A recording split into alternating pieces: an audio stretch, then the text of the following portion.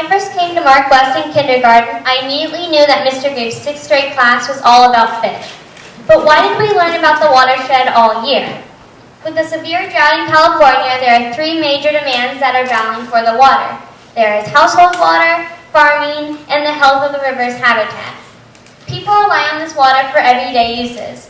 If we were to decide who gets the water, our voice would be the power of a vote.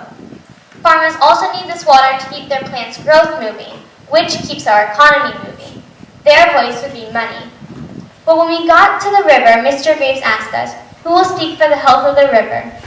Because his classroom is full of fish, we are pretty positive that we knew the answer.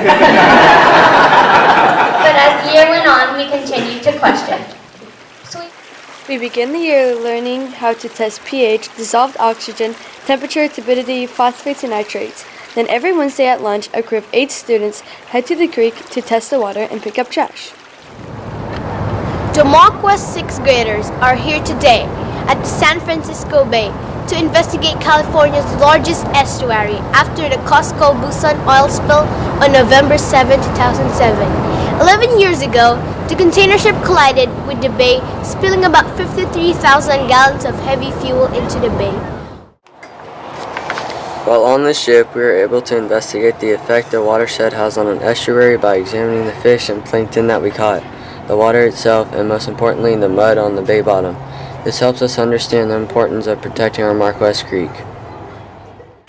In the classroom, we research and do experiments. Then we head to the creek to see how what we've learned affects the real world.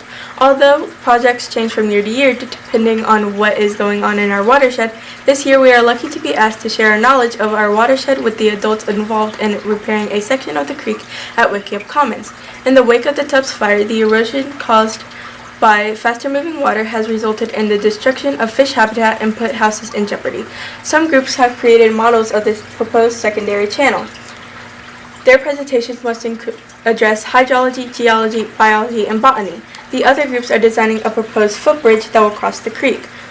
They will address not only the engineering of the bridge, they must also include an educational component that will teach people who cross the bridge about our watershed. In class, we learned about the Russian River coho salmon captive broodstock program. The purpose is to reestablish the endangered species in our river system. Fisheries biologist Ben White gave us a tour of the coho hatchery. Then, he surprised us by asking if we could help him release 7,000 coho into our section of the Mark West Creek. Imagine that, getting to release an endangered species. Throughout the year, we share what we've been learning with our little buddies. Though they're only in TK, kids are never too young to learn to love our creek. On our last day together, we will walk them to the creek to search for invertebrates and, of course, trash. We will tell them about the coho and steelhead that we released and explain to them how they can keep them safe. After spending the year learning about our watershed, especially the Mark West Creek, we will release our steelhead that we have raised from eggs. This is a great way to end our year. In class, we researched the information. The water agency turned us into scientists, but no one ever gave us an answer on what do we do with the little water that we have in this horrible drought year and years to come. Luckily, we aren't old enough yet to make these tough decisions.